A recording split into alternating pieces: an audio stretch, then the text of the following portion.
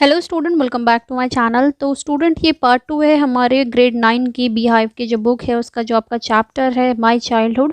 Part 1 का explanation student आपको description पे मिल जाएगा। बहुत इजीली से आपको समझ आ जाएगा कि एग्जैक्टली पार्ट 1 में क्या क्या हुआ था। एपीजे अब्दुल कलाम की लाइफ के बारे में, उनके फादर, उनके मदर, उनकी फैमिली के बारे में, कैसे वहाँ क्या प्रॉब्लम्स हुई थी उनकी लाइफ में बचपन में। तो चलिए पार्ट 2 स्टार्ट करते हैं।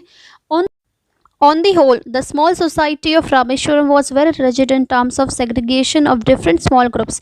यानी कि अगर आप बात करें कि जो रामेश्वरम की वो जो सोसाइटी वो रिजिड मतलब होता है स्टूडेंट की, यानी कि बहुत स्ट्रिक्ट टाइप की थी और काफ़ी मतलब उनके जो रूल्स थे वगैरह सब थे। और सेग्रीगेशन का मतलब होता है कि सेपरेशन। तो यहाँ पे बात हो रही है कि रामेश्वरम की जो सोसाइटी थी जहाँ वो लोग रहते थे वो अलग अलग डिफरेंट डिफरेंट सोशल ग्रुप्स थे। हाउएवर, इसके बावजूद my science teacher Shiva Subramania Iyer, अब वो अपने साइंस टीचर के बारे में बता रहे हैं, दाव एन ऑर्थोडॉक्स ब्राह्मण with a very conservative wife was something of a rebel. Student, Orthodox मतलब होता है one who follow the religion strictly, यानी कि अपने धर्म के प्रति बहुत कट्टर होते हैं, लेकिन फिर और उनकी वाइफ कैसी थी, बहुत कंजर्वेटिव थी, यानी कि बहुत ही ट्रेडिशनल, उनसे भी बिल्कुल एक तरीके से डबल। लेकिन अब देखिए यहाँ पे क्या पॉइंट दिया, वो समथिंग ऑफ अ रेबल, यानी कि वो जो चल रहा था उससे वो कुछ अलग करना चाहते थे। रेबल होता है नहीं ऑपोजिट में। अगर he did his best to break social barrier so that people from varying backgrounds could mingle easily. Mingle होता है इंटरेक्ट विद ईच अदर, यानी कि जबकि वो एक ऑर्थोडॉक्स ब्राह्मण थे, यानी कि अपने रिलीजन को बहुत मानते थे, लेकिन उसके बावजूद वो जो ये भेदभाव होता है, ये सोशल जो बैरियर्स होते हैं उनको वो दूर करना चाहते थे, ताकि जो बैकग्राउंड यानी कि जो लोअर बैकग्राउंड से लोग आते थे कास्ट सिस्टम के हिसाब से, वो अपर कास्ट और सब में मतलब इक्वालिटी के हिसाब से वो लोग रह सके। He used to spend hours with me and would say, वो मेरे साथ घंटों रहते थे, यानी कि स्कूल के साथ और उसके और भी बात टाइम पे भी एक तरीके से। और मुझसे क्या कहते थे, Kalam, I want you to develop so that you are on par with the highly educated people of the big cities. On par का मतलब होता है student at the same level. तो यहाँ पे वो क्या बता रहे हैं कि वो कहते थे कि कलाम, तुम्हें अपने को इतना ज़्यादा डेवलप करना पड़ेगा, तुम्हें इतना अच्छा बनना पड़ेगा, ताकि तुम ये जो हाईली एजुकेटेड लोग हैं बड़े बड़े शहरों के, उनके लेवल पे जाके उनसे एक तरीके से बातें कर सको और उनका स्टैंडर्ड मैच कर सको, सबसे important. So the division of society into the 4 groups, ब्राह्मण, क्षत्रिय, वैश्य and Shudras, and which was strictly followed in the Rameswaram. Abdul Kalam's science teacher Siva Subramanya Iyer was a religious person, an orthodox Brahmin, but was a rebellious type of person. He did not believe in distinction on the basis of caste system. He worked very hard to break these social barriers. Social barriers ध्यान रखिए student, यहाँ पे वो जो equality नहीं हो पाती है उसको बोला गया है, असमानता को, भेदभाव को, छुआछूत को, इन सबको बोला गया है सोशल बैरियर। जो सामाजिक रोक लगाते हैं ना, बैरियर्स किसी चीज़ को उसको रोकने के लिए, तो उन्हें कहा गया है। He wanted people of different caste to interact with each other. He encourage APJ Abdul Kalam to work hard so that he could be at the same level as the highly educated people level who lived in that big cities. One day he invited me to his home for a meal। अब एक दिन क्या होता है भैया कि वो उसको अपने घर बुलाते हैं खाने के लिए। His wife was horrified at the idea of a Muslim boy being invited to dine in her ritually pure kitchen. Ritually pure मतलब होता है कि protected from all and outside influence for the observation of religion. यानी कि उनकी जो wife थी, हमें स्टार्टिंग में हमने अभी पढ़ा था थोड़ी देर पहले कि वो बहुत conservative kind of traditional kind of lady थी, एंड वो बहुत ज़्यादा मतलब मना कर देती कि मैं एक मुस्लिम लड़की को अपने किचन में सर्व नहीं कर सकती। She refuse to serve me in her kitchen, उसने बिल्कुल मना कर दिया अपने किचन में मुझे सर्व करने के लिए। Shiva Subramania Iyer was not perturbed. Perturbed मतलब होता है स्टूडेंट के एब्सेंट, वो अपसेट नहीं हुए। पर्ट्यूबर्ड, ओके, पर्ट्यूबर्ड है यहाँ पे वर्ड है, तो वो अपसेट नहीं हुए। Not did he get angry with his wife, but instead, ना ही वो अपनी वाइफ से गुस्सा हुए, बल्कि इसके बावजूद उन्होंने क्या किया, serve me with his own hands and set down beside me to eat his meal. उन्होंने मुझे खुद अपने हाथों से खाना खिलाया और मेरे बगल में बैठ के खाना खाया। तो देखिए यहाँ पे वो कितना अच्छा एक हमें लेसन दे रहे हैं कि ये जो हम भेदभाव करते हैं ये हमें बिल्कुल नहीं करना चाहिए, हमें ह्यूमैनिटीज़ को इम्पोर्टेंस देनी चाहिए। His wife watch us from the behind the kitchen door. उसकी वाइफ भैया वो किचन के दरवाजे से पीछे से देख रही थी सब कुछ। आई वॉन्टेड, मैं बिल्कुल आश्चर्यचकित हो गया कि whether she had observe any difference in the way I ate rice, drank water और clean the floor after the मील।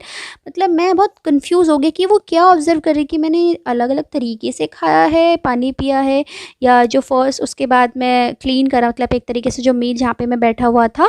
सो यहाँ पे बेसिकली क्या दिया गया है आपको, उससे पहले स्टूडेंट एक वर्ड आया था इसमें आपका PERTURBED, तो उसका जो सही प्रोनाउंसिएशन है, उच्चारण है, वो इस तरीके से है perturbed। तो बेसिकली क्या हुआ था इसमें कि जो Shiva Subramaniam Iyer wife belong to a traditional and orthodox Brahmin family and she followed the religion very strictly and to keep the kitchen pure no one from an inferior religion was allowed to enter the kitchen. And when Subramanya Iyer called APJ Abdul Kalam for dinner at his home, his wife feared that a boy from Muslim family would make her kitchen impure. She refused to serve him food in her kitchen. Subramanya Iyer was neither upset nor angry. He himself served food to APG and sat down beside him to eat. His wife stood beside the kitchen door and looked at APG while he was having food. APG said that he doesn't think that she felt there was any difference in the way he was having his food or the way he was drinking water or in the way he cleaned the floor after the meal. He wants to highlight that the religion doesn't matter as it does not alter the way in which a person eats food. When I was leaving house, Subramanya Iyer invited me to join him for dinner again the next weekend। यानी कि जब मैं भाई घर से निकल रहा था तो मुझे जो मेरे साइंस टीचर थे उन्होंने मुझे फिर से नेक्स्ट वीकेंड में मुझे डिनर के लिए इनवाइट किया। Observing my hesitation he told me not to get upset. मतलब अब भाई बच्चे को भी एक तरीके से हेजिटेशन हो रही थी, शर्म आ रही थी कि मतलब वो फिर से आएगा, हिचकिचा रहा था एक तरीके से कि अभी तो ऐसा हुआ है घर पे।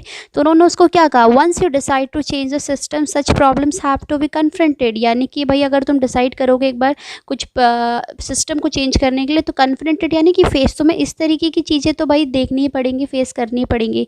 सो व्हेन APG वो about to leave that Subramanya Iyer house, he invited him for dinner once again. And when Subramanya Iyer saw that the APJ Abdul Kalam was hesitating and he asked him not to be upset, he added that if he had to decide to change the system to go against the norms of the society, he had to be strong and brave and confront the situation.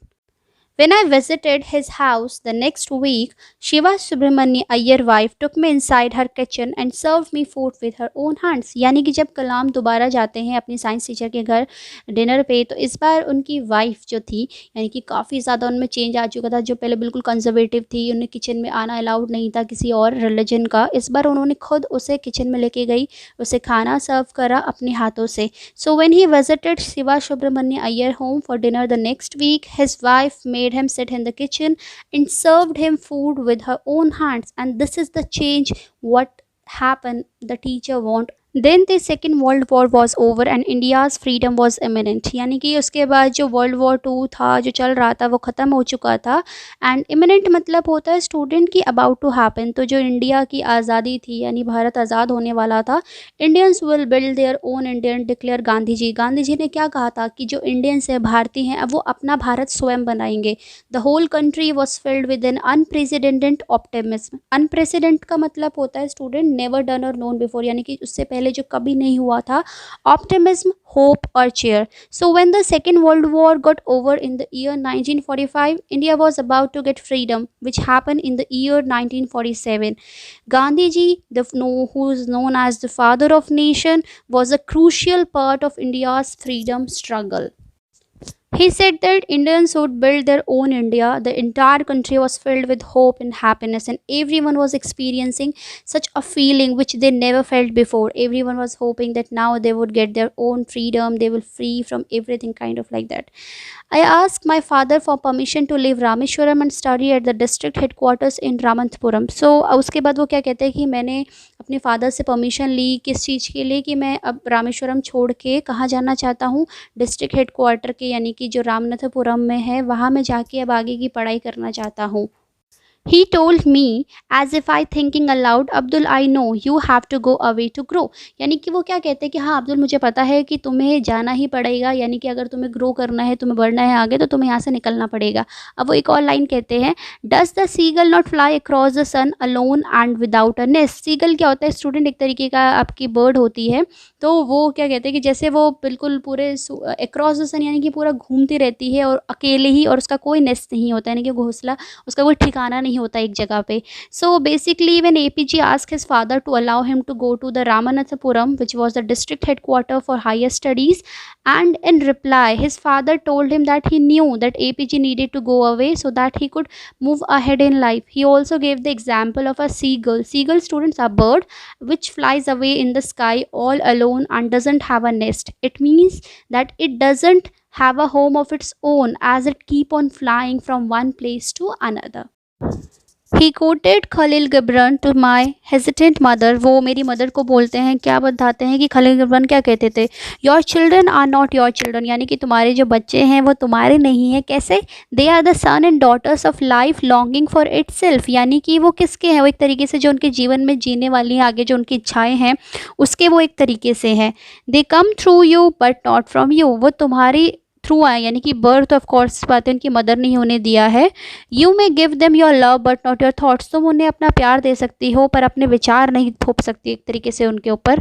For they have their own thoughts, क्योंकि उनके पास उनके अपने विचार हैं, यहाँ पे उनकी अपनी इच्छाएं हैं।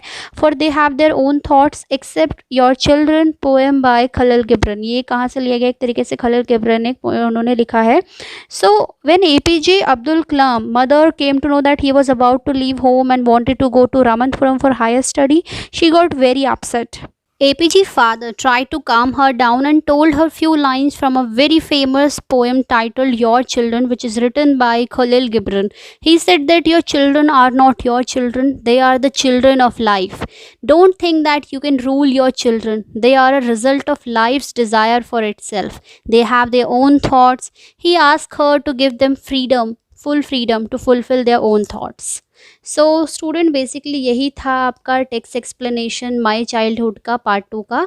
सो इस चैप्टर से हम काफ़ी चीज़ें सीख सकते हैं, यानी कि एपीजे अब्दुल कलाम की ज़िंदगी से हमें बहुत सारी चीज़ें सीखने को मिल सकती है। Simplicity, discipline, humanity, A to Z उनकी बहुत सारी चीज़ें, उनसे हम काफ़ी कुछ सीख सकते हैं उनके जीवन से, और काफ़ी ज़्यादा हम प्रेरणा भी ले सकते हैं। तो ये था एक्सप्लेनेशन। उम्मीद करती हूँ आपको अच्छा लगा होगा, समझ आ गया होगा। और आपको अच्छा लगता है तो लाइक, कमेंट, शेयर और सब्सक्राइब करना ना भूलें। और कोई भी प्रॉब्लम होती है तो डिस्क्रिप्शन पे मेरे लिंक दिए हैं, आप मुझसे डायरेक्टली वहाँ से भी कांटेक्ट कर सकते हैं।